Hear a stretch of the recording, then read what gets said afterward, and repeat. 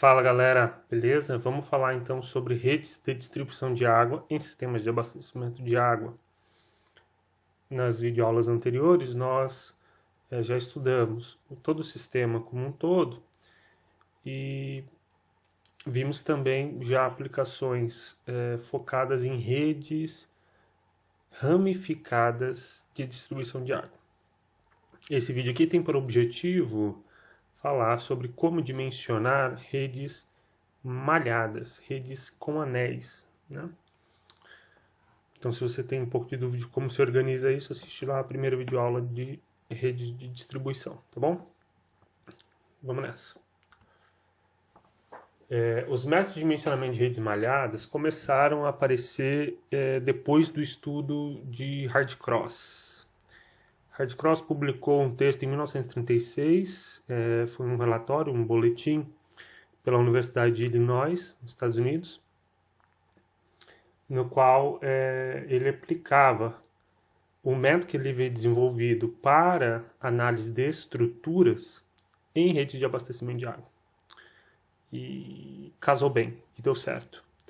De lá para cá, então, observem que é recente, né? De lá para cá, os métodos foram se desenvolvendo e os mais recentes, via de regra, fazem uso de otimização e focado em otimização econômica, quer dizer, buscar o melhor conjunto de diâmetros e de nível, né, de altura manométrica ou de cota piezométrica que vão conduzir a menores valores do projeto como um todo, tá? Então apareceram métodos como o método da teoria linear, que visa basicamente linearizar as equações de perda de carga, tá? Pode ser aplicado ou a equação universal, né, de Darcy-Weisbach ou a equação de Hazen-Williams.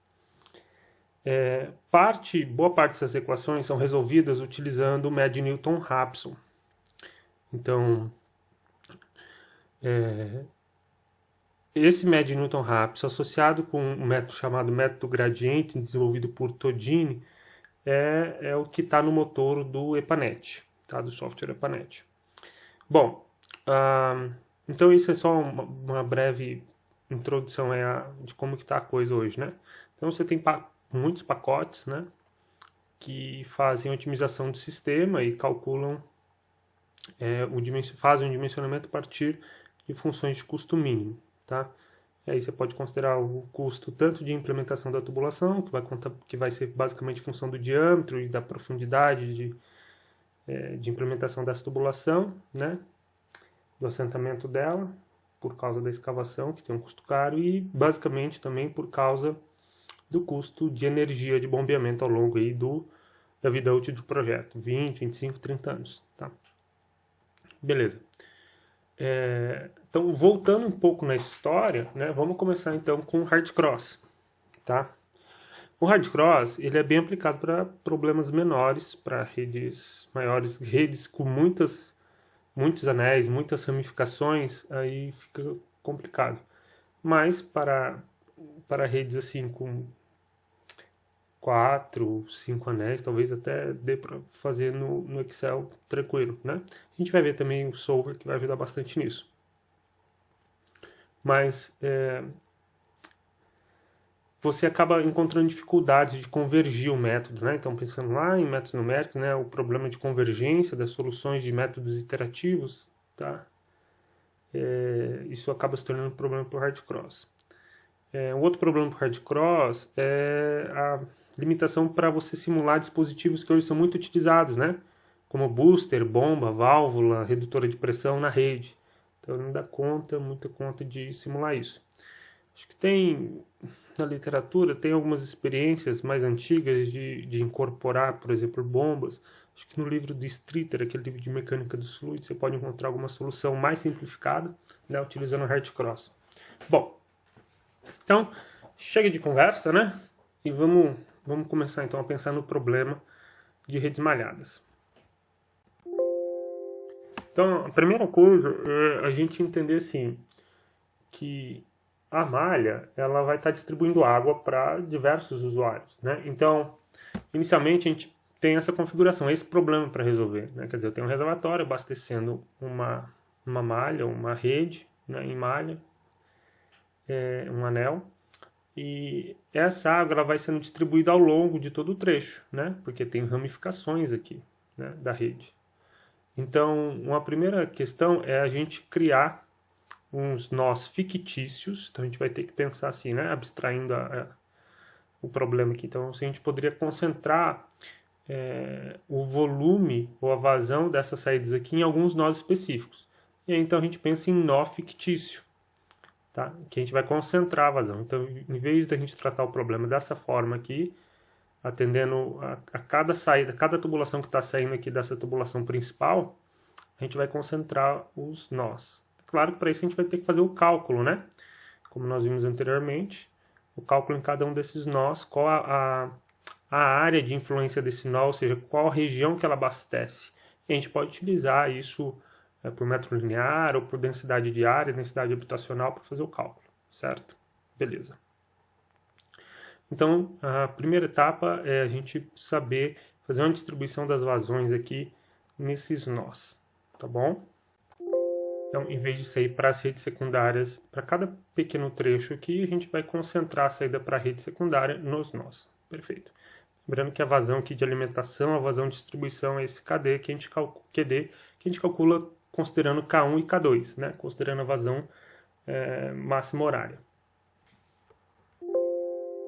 Avancemos.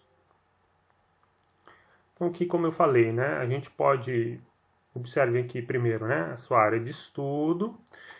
Nessa área de estudo, eu tenho uma rede de distribuição que eu posso malhada, que eu tenho 3 anéis, né? O anel 1, o anel 2, o anel 3. Depois de definida os nós que vão ser os nós fictícios, né? Que vão liberar a vazão para a rede secundária, eu preciso calcular a área de influência de cada nó, né? Bom, se eu tenho a área de influência e tenho densidade habitacional, eu consigo calcular a população que vai ser atendida aqui por esse nó. Se eu tenho uma população que vai ser atendida, então eu consigo calcular a vazão desse nó. Então, a primeira coisa é eu conhecer, obviamente, as vazões que vão sair em cada nó. Beleza. Ou eu ainda posso fazer uma estimativa a partir da vazão de distribuição que está sendo enviada aqui na tubulação principal, de saída, né? Certo? Do reservatório, que é a vazão de distribuição. Então, a vazão em cada nó vai ser o quê? Ora, vai ser uma vazão proporcional à área daquele nó, né? Uma vazão proporcional à área daquele nó com relação à vazão de distribuição. Então, a vazão do nó vai ser a vazão de distribuição vezes uma razão entre a área de influência de cada nó e a área total de abastecimento. Beleza? Muito bem.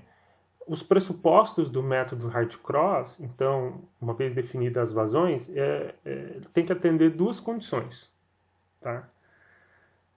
Para atender o equilíbrio da rede. Aqui o conceito de equilíbrio é importante. Então, tem duas condições. A primeira condição é que a soma algébrica das vazões em cada nó é nula. Vamos entender isso aqui com esse desenho aqui de cima, ó. Então, você tem um nó aqui, né, uma cruzeta aqui, né, duas tubulações cruzando. Nesse nó aqui, está chegando a vazão 1 e chegando a vazão 2 aqui pela direita. E está saindo do nó a vazão Q4, a vazão Q3, que vai alimentar uma outra área, e a vazão QD, né, que está sendo também retirada aqui. Ora, como a água não pode ficar empoçada aqui, como a gente não vai ficar acumulando água no nó, o que acontece? Toda água que entra tem que ser igual à água que sai, né? É a equação da continuidade, certo? Ou conservação da massa, né? Então, a somatória aqui, Q1 mais Q2, tem que ser igual a QD mais Q3 mais Q4. Logo, Q1 mais Q2, aí menos Q3 menos Q4 menos QD igual a 0, né? Se eu passar todo mundo aqui para lá, ou passar de lá para cá, vai ficar 0. Então, a somatória das vazões, num ponto, somatória algébrica, né? Tem que ser igual a 0, tá? Lembrando desse sinal aqui que é importante, beleza? Muito bem. Ora, além de considerar as vazões, eu tenho que considerar a perda de carga, porque eu preciso calcular as pressões nos nós. Eu só consigo calcular bem as pressões se eu conhecer a perda de carga ao longo das tubulações, correto? Então vamos ver como é que fica a perda de carga aqui. Para manter essa ideia de equilíbrio na rede, a soma algébrica das perdas de carga, tá? Partindo e chegando no mesmo nó, em qualquer circuito fechado, ou seja, nas malhas ou anéis, é igual a zero. Então a somatória da perda de carga na malha, considerando a perda de carga em todos os trechos da malha, tem que ser zero. Vamos dar uma olhada nisso. Então a somatória da perda de carga, que é ΔH, né? Esse H vocês lembram porque que H é o H de head em inglês, né? Que é a carga. Então a somatória da perda de carga aqui, nesse caso, como é que a gente faz? A gente primeiro vai definir um sentido, de uma direção ou sentido de escoamento preferencial que a gente vai adotar como positivo. Então vamos dizer aqui que o sentido horário é positivo. Ora, tudo que estiver contra esse sentido, toda a direção de vazão que estiver contra a situação nesse sentido, contra esse sentido, vai receber um valor negativo, né? Então, nesse caso aqui, você tem a perda de carga no trecho AB, vai ter perda de carga no trecho BC, no trecho CD e no trecho DA. Bem, então, a perda de carga no trecho AB, como sentido do escoamento é no mesmo sentido do positivamente adotado, então a perda de carga é positiva. Então é ΔH1. No caso do Q2, também é o mesmo sentido. Então é mais ΔH2. No caso do DC e do trecho AD, que seriam os trechos 4 e 3, acontece que eles são contrário, eles estão contra o sentido horário. Então, a perda de carga aqui no trecho 4 é negativa, beleza? Então, ΔH4, e no caso do 3 também, menos ΔH3. A somatória dessas perdas de carga tem que ser igual a zero, beleza? Bom, atendendo a essas duas condições, então nós temos a rede em equilíbrio. Tá? Então, por isso que é importante, né, que a somatória dessas vazões aqui em cada nó e a somatória da perda de carga dentro de um mesmo anel tem que ser zero. Se não for zero, aí a gente tem que fazer correções no problema. E a gente faz uma nova iteração, né? A gente faz um novo cálculo, vamos fazendo iterações para a gente chegar nessa condição de somatória de Q igual a zero e somatória de ΔH igual a zero. A gente vai ver como é que a gente faz essa iteração, que fórmula que a gente vai usar, beleza? Muito bem. Mas antes de chegar lá, aqui é só uma ideia para a gente perceber o que significa fisicamente, né? O que isso quer dizer essa perda de carga, né? Então aqui vamos analisar em termos de cota piezométrica. Vamos lá então. Então vamos saber primeiro qual que é a cota piezométrica disponível para atender essa malha aqui, né? Então a gente consegue perceber aqui que tem um reservatório alimentando esse setor. A cota desse reservatório está no cota 120 metros. Então você tem um plano de carga aqui, um plano de energia que é de 120 metros. Então um plano de carga estático, né?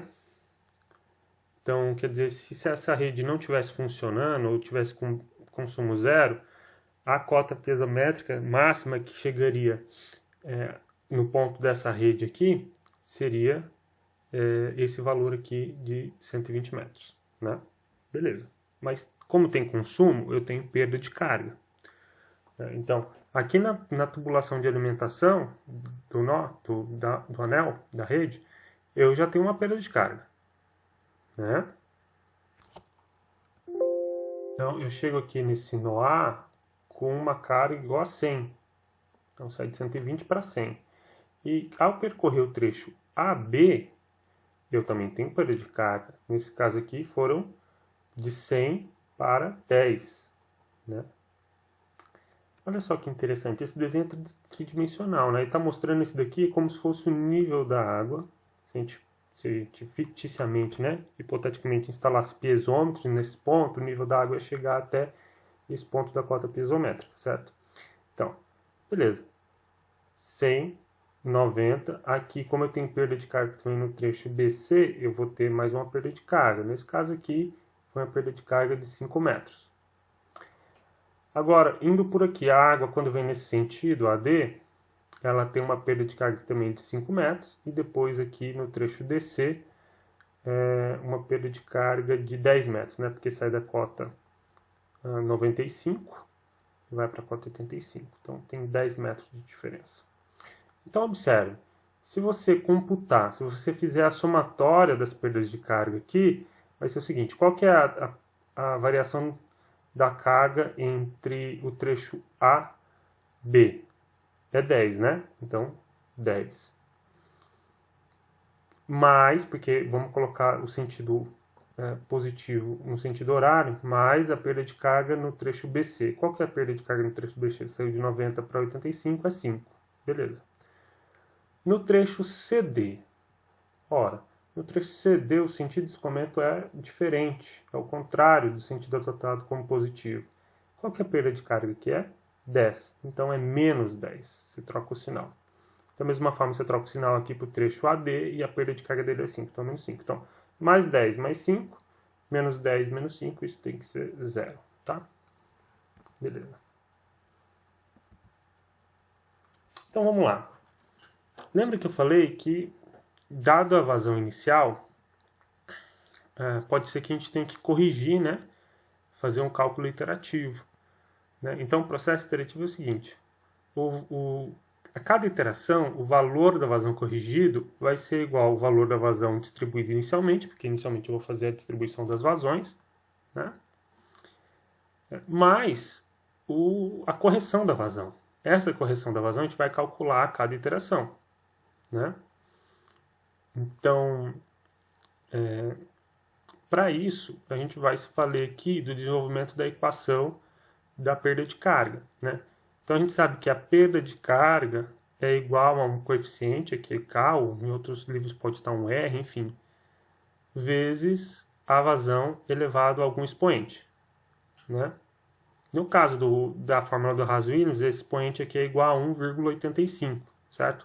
No caso da fórmula de perda de carga universal, do Darcy-Weisbach, o valor de N é igual a 2, beleza? Tá. Bom, então a gente sabe que fazendo toda a somatória das perdas de carga também tem que ser igual à somatória, né, de K, do fator da equação, vezes Q elevado a N. Beleza. Mas agora, vou abrir aqui, quem que é o Q? Bom, que é isso aqui, ó, é o QA, que é a vazão de distribuição inicial, mais a sua correção. Então, substituo o Q por QA mais a sua correção, certo? Fazendo uma manipulação algébrica, que a gente sai dessa fórmula e chega nessa daqui, que tem que ser igual a zero. Utilizando o binômio de Newton, vou gastar muito tempo aqui, mas tem uma colinha aqui para você ver o procedimento, a gente chega nessa equação, com o desenvolvimento do binômio de Newton. Essa equação aqui, com manipulação também, ela vai se tornar essa daqui. Por fim, a gente consegue isolar o ΔQ, que nos interessa, que é o quanto que eu tenho que corrigir de vazão para cada iteração, né? Para que eu consiga o balanceamento, o equilíbrio da minha rede. Beleza? Então, esse ΔQ vai ser igual a essa fórmula aqui. Essa fórmula aqui, na verdade, aqui não é HA, é ΔHA, né? Como lá em cima a gente estava trabalhando com delta, né? Esses deltas aqui é o ΔHA, tá bom? Então, esse ΔQ vai ser, no final das contas, menos, tá? A somatória do ΔHA sobre N, onde esse N é 1,85 para Haas-Williams, se você estiver usando ele, ou 2 para a equação universal da perda de carga, vezes a somatória do ΔHA dividido por QA. Beleza? Então, quando é que a gente vai parar o processo de cálculo? Quando a gente chegar num ΔQ menor que 0,1 litros por segundo e quando a somatória do ΔH for menor ou igual a 0,05 metros por coluna d'água. Bom, parece muito teórico ainda, né? Mas vamos ver como é que vai ficar isso na hora que a gente for fazendo as contas, tá? Então, esse daqui é o que importa. Eu vou calcular para cada trecho, né? Eu vou calcular o ΔQ, no fim das contas, certo?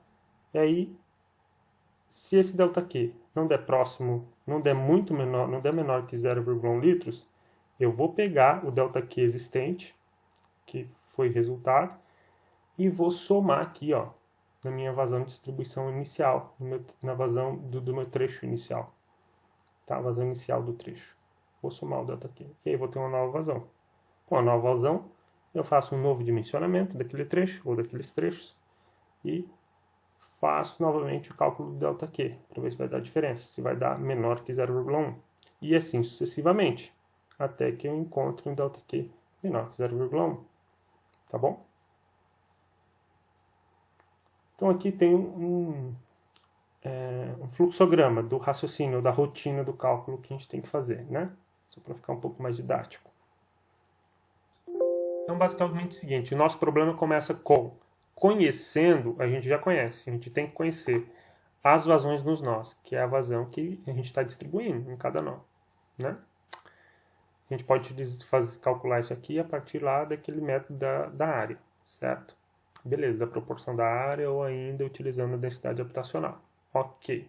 A gente conhece também o comprimento dos trechos, obviamente, e a gente vai conhecer também o coeficiente de perda de carga, tá? Que tem a ver com a equação de perda de carga. Tá. Depois disso, então a gente vai fazer o quê? Vamos estimar as vazões nos trechos. A gente já conhece as vazões nos nós. Conhecendo as vazões nos nós, a gente faz uma distribuição da quantidade de vazão que tem em cada trecho. Né? A gente pode arbitrar, a gente pode dar uma solução inicial ali, nesse momento. Né? Dar um valor de vazão em cada trecho. Beleza? Tem algumas técnicas para a gente melhorar isso. Para fazer distribuir a vazão nos nós já com valores que possam acelerar o processo de iteração. Né? Uma forma da gente fazer isso é tratar a rede, a gente fazer um seccionamento da rede. Eu vou mostrar isso depois para vocês. Mas em vez de trabalhar com a rede malhada, trabalhar como se ela fosse uma rede ramificada. Tirar um ou dois trechos da malha e fazer a distribuição dela. Mas enfim, isso no fim das contas depois se resolve muito fácil com Excel, tá bom? Então, vamos distribuir as vazões nos trechos, vamos estimar então, tá? Para saber quanto que tem vazão. Essa somatória de vazão tem que atender, claro, aquele primeiro princípio, somatória das vazões igual a zero. Ok. Depois a gente faz o cálculo do diâmetro, utilizando aquela tabela de pré-dimensionamento do diâmetro em função das velocidades máximas, né? E aí a gente calcula a perda de carga nos trechos, tá? Utilizando a equação de Hazen-Williams ou a equação de Darcy-Weisbach. Ok. Calculou a perda de carga, ela deu zero, ou seja, a rede está em equilíbrio? Se sim, ótimo, final, já dimensionamos. Se não, a gente tem que calcular a correção de vazão, né? Que é menos a somatória do ΔH por N vezes a somatória do ΔH sobre Q. A gente corrige a vazão e volta a calcular, né, o trecho ΔH. E assim sucessivamente. Perfeito. Para fazer isso, a gente vai utilizar uma tabela de apoio, né? Que fica muito fácil de fazer no Excel. Então, a gente tem uma coluna para o trecho, uma coluna para o diâmetro, uma coluna para o comprimento, uma coluna para o cálculo das vazões em cada trecho, uma coluna para a gente calcular a perda de carga em cada trecho. A gente pode somar a perda de carga aqui para facilitar as contas depois. A gente calcula, então, a razão entre a perda de carga e a vazão, que é justamente essa parte aqui, né? Essa parte aqui da correção que a gente vai ter que fazer. Beleza? E calcula a correção, então, para cada trecho. Fazendo a correção de cada trecho, se ele não der muito próximo de 0 ou abaixo de 0,1 litros por segundo, a gente tem que adotar, então, essa correção, somar essa correção aqui na vazão inicial, né, que a gente tinha no trecho, e aí pegar esse resultado, ou seja, esse novo valor da vazão corrigido, e aplicar de novo aqui na tabela. Tá? Então, a gente substitui esse Q0 aqui por uma nova vazão. Na prática, a gente pode adicionar colunas aqui, né? Beleza? Então vamos ver um exemplo.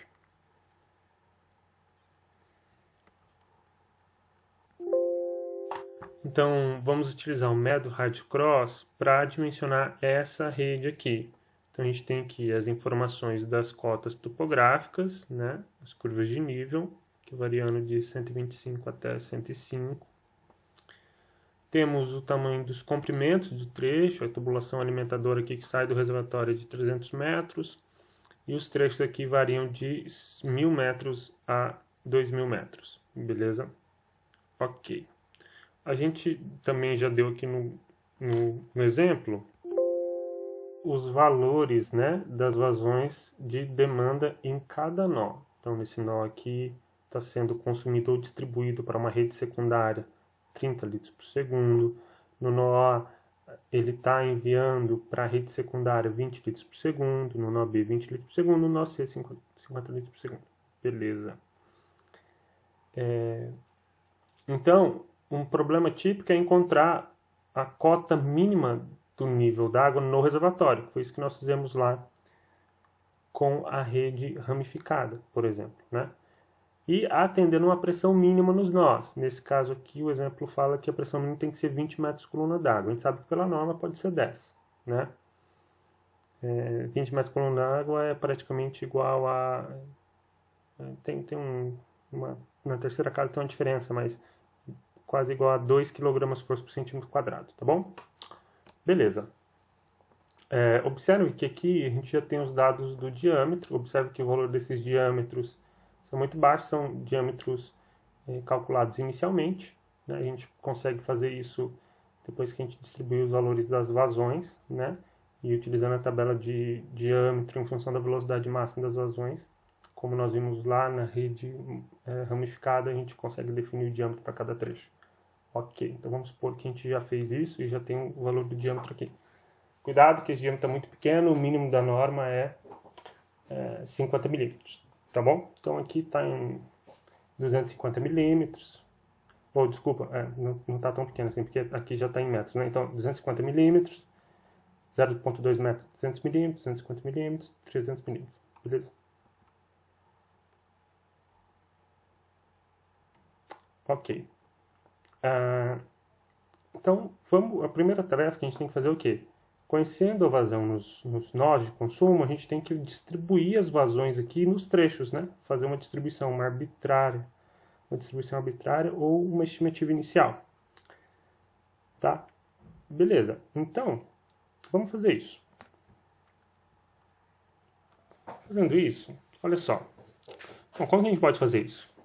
Primeiro, a gente tem que saber quanto de vazão está sendo distribuído, né? Ou seja, que eu estou distribuindo 20 litros aqui. Deixa eu pegar o mouse. 20 litros, mais 20 litros, mais 50 litros, mais 30 litros. Somando tudo isso, o consumo é de 20 mais 20. Então, dá 100, 120, né? Então, eu tenho que chegar aqui com 120. Essa tubulação aqui está distribuindo 120 litros por segundo. Beleza. Ok, eu sei que está chegando 120 aqui, e aqui já tem consumo de 20, então sobrou 100. Esse 100 eu tenho que dividir uma quantidade para cá e uma quantidade para cá, né? Para manter lá o princípio do ΔQ igual a zero em cada nó, né? Então, a somatória das vazões em cada nó tem que ser zero. Então, se está chegando 120 e saindo 20, tem que sair mais 100 aqui nessas duas tubulações. Aí eu posso, então, adotar aqui. Vou adotar que vai sair 40 para o trecho AB e 60 para o trecho AD. Então, 40 mais 60, 100. Com 20 aqui que já foi consumido, 120. Beleza, pronto. Desses 40, eu vou consumir aqui 20 litros. Então, vai sobrar quanto para o trecho BC? 20 litros, né? Aqui está vindo 60. Eu sei que no nó D vai ser consumido 30. 60 menos 30 vai sobrar, então, 30 litros para o trecho BC. Beleza?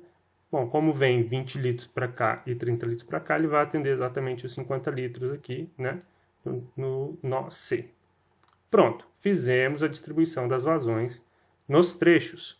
Perfeito. Então, vamos completar a tabelinha, né? Primeiro vamos preencher o trecho, depois o diâmetro, depois o comprimento, depois a vazão. Aí a gente cuida da perda de carga e da correção. Então, o trecho AB, o diâmetro dele, a gente já tinha feito um pré-dimensionamento, né? É de 0,25 ou 250 milímetros. O comprimento é de 2.000 metros, né? Que é esse comprimento todo. E a vazão que está passando nele é de 40. Beleza? Deixa eu dar um zoom aqui. Né? Então, trecho AB. Opa. Não vai aparecer. Trecho AB aqui, o primeiro trecho, 40. Tá? Depois, o segundo trecho, o trecho BC. O trecho BC, o comprimento dele é de 1.000 metros e a vazão que está passando nele é de 20 litros por segundo. Então, 20 litros por segundo. E o diâmetro adotado é de 200 milímetros, tá? Ótimo. E assim a gente faz para cada trecho. Só que, lembrando, no trecho CD e no trecho AD, ou DA, o valor da vazão é negativo, né? Porque está contra o sentido horário aqui que nós adotamos como positivo.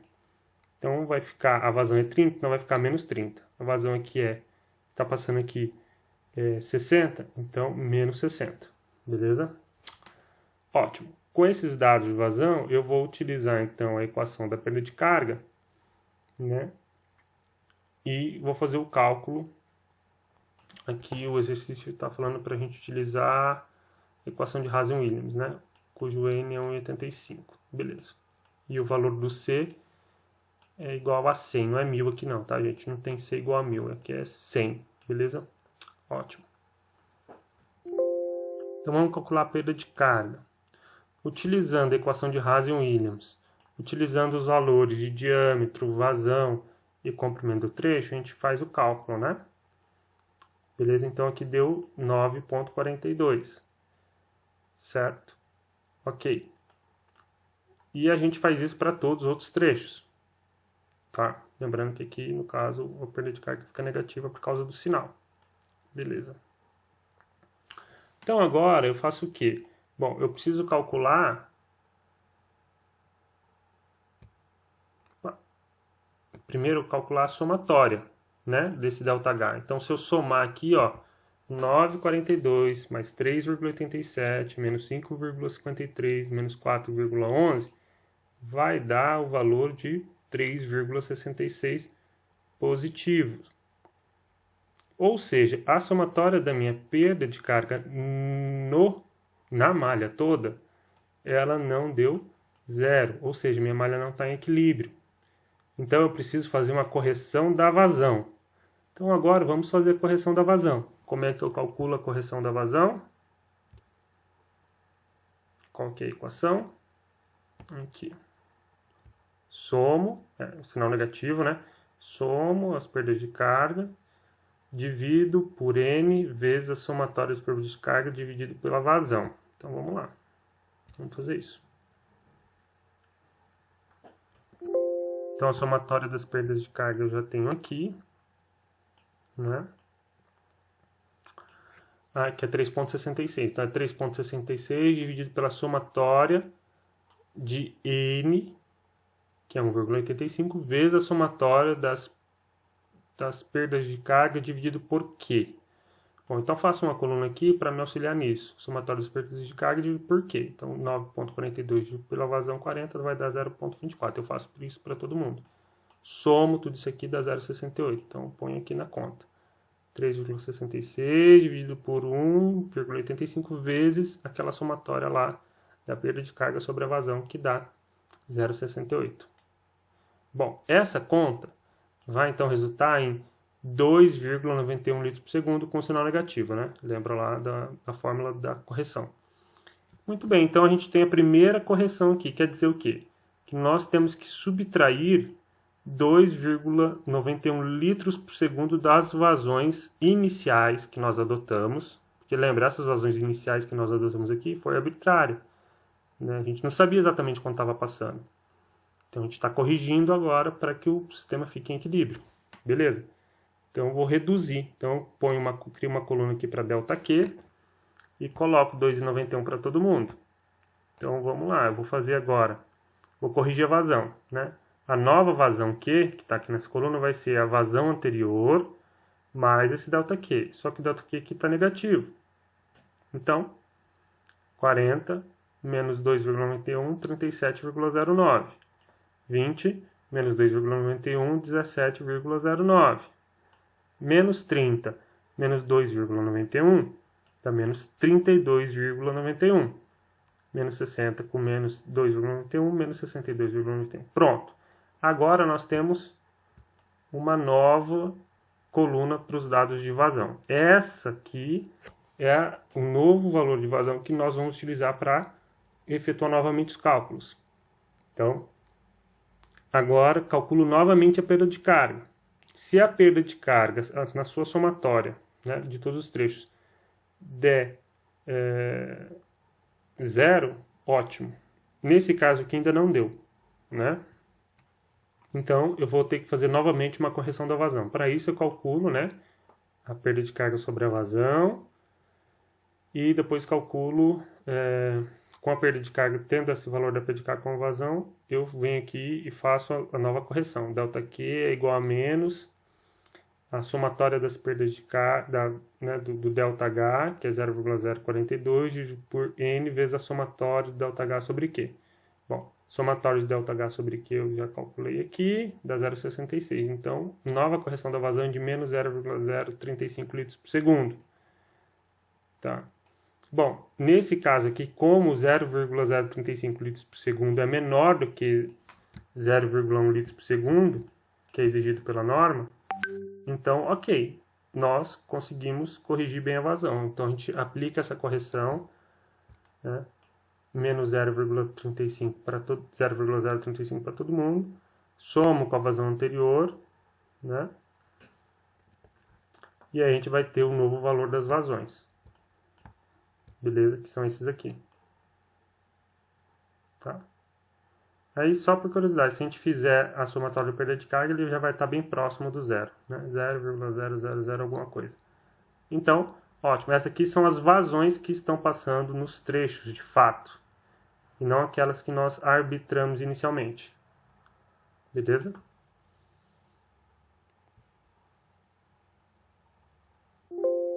Então, pronto. Conseguimos definir as vazões e fazer o dimensionamento do sistema. Tá? Ótimo. Observem que esse cálculo que foi feito considerando o mesmo diâmetro adotado inicialmente. Então, se parar para pensar um pouquinho, a gente poderia ter um conjunto de valores de diâmetros que poderia atender essa condição aqui de equilíbrio da rede, né? Então, por isso que depois vão surgir métodos que vai tentar pensar, bom, pode ser que eu tenha um diâmetro menor, que não é o 0,25 aqui, que é o 0,2, por exemplo, que vai atender essa vazão, né? Pode ser.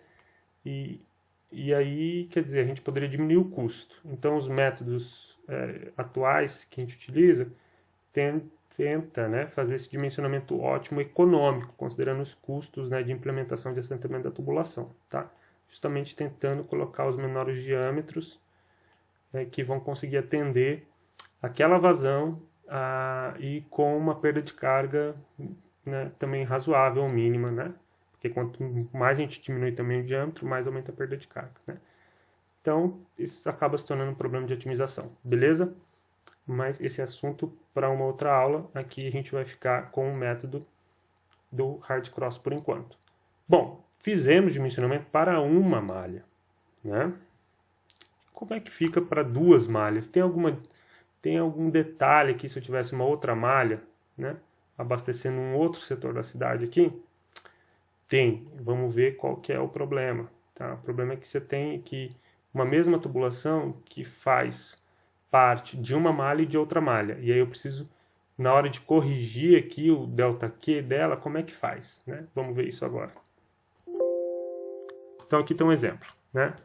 Então você tem um exemplo aqui com um reservatório, abastecendo um anel, dois anéis, né? Quer dizer, agora dois anéis. E aqui no meio você tem um trecho BE, ou trecho EB, que faz parte das duas malhas, né? Eu posso adotar novamente aqui o sentido positivo sendo horário. conhecendo as vazões de saída de cada nó, eu procedo à distribuição das vazões em cada trecho, né? Só que aí eu tenho que começar a fazer as correções depois. Fazer a correção trecho a trecho, né? E esse trecho que faz parte dos dois nós, ele tem que ter um cuidado especial, tá?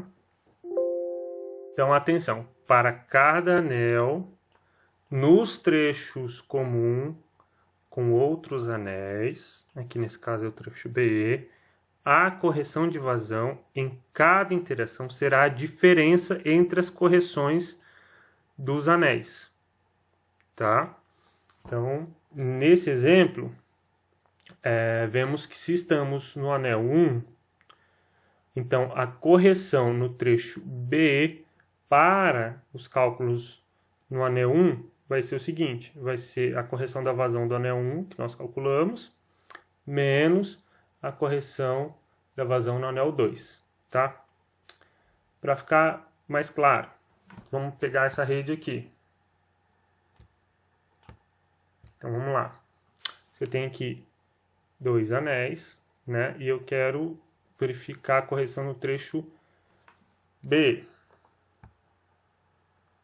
Então, trazendo esse anel aqui, ó, né? Aqui, certo? Vamos ampliar ele aqui, tá? Muito bem. No trecho B, a correção do anel 1, a gente fez os cálculos, igual que eu mostrei anteriormente, e a correção deu menos 0,66 litros por segundo. Quando a gente fez os cálculos para o anel 2, a correção para o anel 2 deu de menos 1,29 litros por segundo. Tá. Só que eu tenho que ter apenas um valor para a correção nesse trecho. Então, qual vai ser esse valor? Vai ser justamente a diferença, tá? A diferença. Então, vai ser o anel, aqui no caso 1,29, né, do anel 2, menos 0,66, dá 0,63, tá? Então, a correção da vazão no trecho BE vai ser de 0,63 litros por segundo, tá? Para o caso do anel 2, como ele está no mesmo sentido positivo, então eu vou somar a vazão. No caso do anel, no anel 1. No caso do anel 2, como o sentido do trecho BE, da vazão do trecho BE está diferente, está ao contrário do sentido adotado como positivo, então eu vou subtrair a vazão dessa correção, tá? Que é 0,63, menos 0,63. Beleza? Então vamos ver um exemplo. Você tem aqui aquela rede, né? Você tem dois anéis, 1 e 2, sentido positivo, sentido horário. Você tem os trechos, 500 metros, 500, 500, 500. E aqui os outros verticais aqui, 400 metros. Definidos os trechos, ótimo.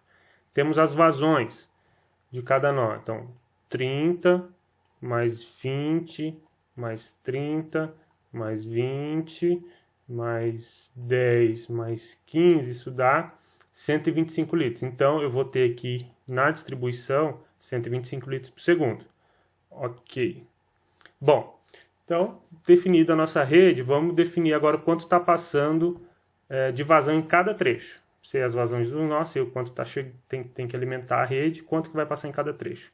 Muito bem, 125, né, aqui, menos 30, que já está saindo no primeiro ponto aqui, aí vai ficar 95, né? Bom, 95 eu vou arbitrar então. Vamos supor que para cá, para o trecho AB, venha 60 litros por segundo e para o trecho AD venha 35 litros por segundo. Vamos continuar aqui então. Bom, desses 60, 30 serão consumidos no nó B. Então,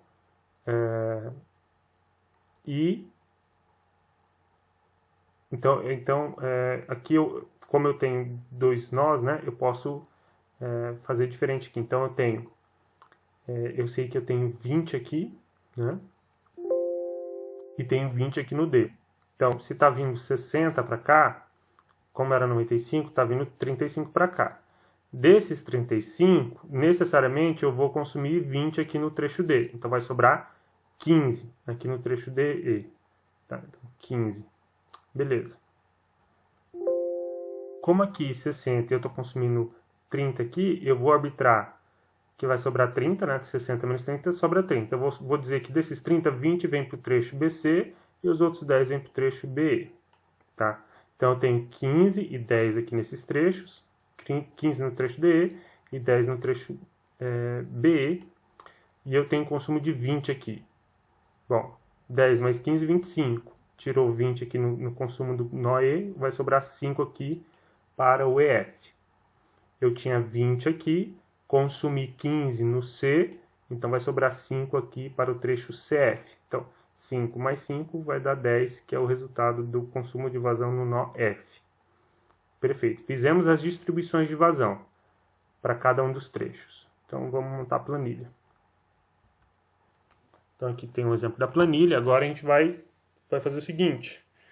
A gente vai ter uma parte para cada anel. Então, vou colocar o anel aqui. O número do anel aqui está o anel 1. Todos os cálculos do anel 1. Né? Vou dividir aqui. E aqui embaixo os cálculos do anel 2. Beleza. Observem que o trecho BE é comum aos dois. Né? Então, eu tenho que ter aqui uma célula, tanto no anel 1 quanto no anel 2, que é relativo ao trecho BE. Nesse caso aqui é o BE, nesse caso aqui é EB. Tá? É o mesmo trecho, né? Então, definir aqui o tamanho do comprimento dos meus trechos, só preencher, né? Colocar o valor das vazões aqui para cada anel, que nós já distribuímos, é só preencher também essa coluna. Então, preenchido, preenchido. Aqui o diâmetro, tá? A gente vai fazer o cálculo a partir lá daquela tabela, que a gente já explicou como que faz, né? Considerando as velocidades máximas, né? Feito o cálculo de diâmetro, eu verifico o diâmetro comercial correspondente mais próximo, né? Então, aqui 0,261 de diâmetro, o diâmetro comercial mais próximo é o de 300 milímetros, 0,3 metros, beleza. Calculo a perda de carga para cada trecho, utilizando a equação, né? Ou de equação universal ou de Haas-Williams, tá? Calculei aqui, faço a somatória. A somatória deu 1,18, né? Então, não deu zero. Então, a gente vai ter que fazer a correção. Para fazer a correção, eu calculo para cada trecho ΔH sobre vazão. Então, calculo aqui para cada trecho e faço a somatória dele. Então, aqui somatório ΔH1 sobre Q. ΔH sobre Q. Beleza? Então, aqui a correção... Beleza. E agora a gente vai fazer a correção de fato, que é aquela equação, né? Correção da vazão é igual a menos somatório ΔH dividido por N, somatório ΔH sobre Q. Então, eu faço isso para cada célula, fazendo a somatória e fazendo o cálculo. Vai dar uma vazão de correção de menos 1,95. Tá? Então, vamos corrigir as vazões. Tá? Beleza, mas calma lá, porque tem um trecho que é comum, então a gente tem que cuidar disso. Né? Então, vamos lá para o segundo anel. Segundo anel aqui, faço o mesmo procedimento. Então, é feito todo o cálculo, igualmente. Na hora que chega aqui, então, no cálculo do ΔH, a gente vai ter o cuidado do seguinte. Esse trecho aqui que está rachurado é o trecho BE, e aqui também é o trecho BE, só que no anel 2. Né? Então, observe, a correção é de 1,95. Então, põe 1,95 para todos os trechos, exceto para o trecho que é comum aos dois anéis. A correção no anel 2 é de 0,197 para todos os trechos, exceto o trecho que faz parte do anel 1 também. Então, para esse trecho, o anel 1 e do anel 2 que são comuns, que é o trecho BE, vai ser o quê? Bom, vai ser o valor da correção aqui, que é 0,197, né? Mais o valor do 1,95, certo? Que foi a correção aqui do anel 1. Beleza. Tá, só um detalhe aqui, ó, porque que tá errado. O valor de ΔQ1 é 0,197. Aqui está 1,97, mas é 0,197. Então vamos refazer a conta aqui só para ficar claro, ó. Então você tem o valor de menos 1,95 para o anel 1 e 0,197 para o anel 2. Então, a correção que eu vou aplicar para o trecho BE no anel 1 vai ser qual? Vai ser a correção do anel 1 menos a correção do anel 2. Correção do anel 1 menos a correção do anel 2. No anel 2, a correção que eu vou aplicar vai ser a correção do anel 2 menos a correção do anel 1. Eu tenho que fazer a troca. Então, aqui, para os trechos que são semelhantes, eu vou pegar a correção calculada para o anel. Nesse caso, o trecho BE, no anel 1, a correção dele vai ser a diferença entre a correção do anel 1 com a correção do anel 2. No caso do trecho B, no anel 2, a correção dele vai ser a correção do anel 2 menos a correção do anel 1. Então, nesse caso aqui do anel 1 para o trecho BE, né, esse resultado aqui, que é 7,85 para o resultado da nova vazão, vai ser quem? Vai ser o 10, né, que é a vazão anterior, menos, tá, o valor da correção. Bom, qual que é o valor da correção? Vai ser a correção para o anel 1 no trecho B a correção do anel 1, que é menos 1,95, tá? Menos a correção do anel 2. Menos a correção do anel 2. Qual que é a correção do anel 2? 0,197. Então, 1,95 mais 0,197, né?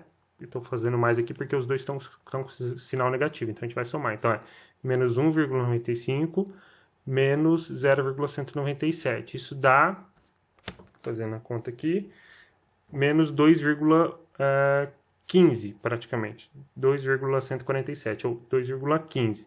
Então, 10 menos 10 positivo menos 2,15 dá 7,85, né? Beleza. Aqui para o anel 2, então, a correção no trecho BE, vai ser o seguinte. Eu tenho que a correção dele é de 0,197 e aqui é de 1,95. Então, vai ficar assim. A correção dele é de o anel 2, que é 0,197, né? Menos a correção do anel 1, que é menos 1,95. Então, também vai dar 2,097 mais 2,15, né? Certo? 2,15. Só que aqui, o valor aqui é negativo, então é menos 10, tá? Menos 10 mais os 2,15 vai dar menos 2,85. 7,85. Beleza? Ok. Então, feitas as correções da vazão para cada trecho, faço o cálculo da perda de carga para todos os trechos novamente e verifico se a perda de carga está abaixo de 0,05. Bom, aqui no caso do anel 1, deu 0,02. No caso do anel 2, deu 0,57. Então, ainda não está.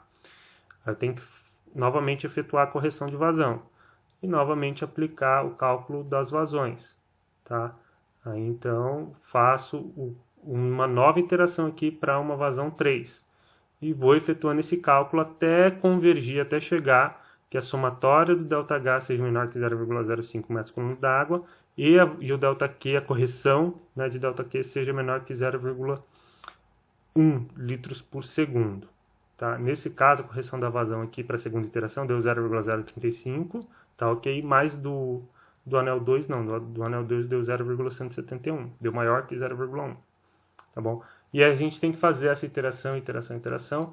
Vamos ver como é que fica isso no Excel. Então, vamos ver como é que fica no Excel.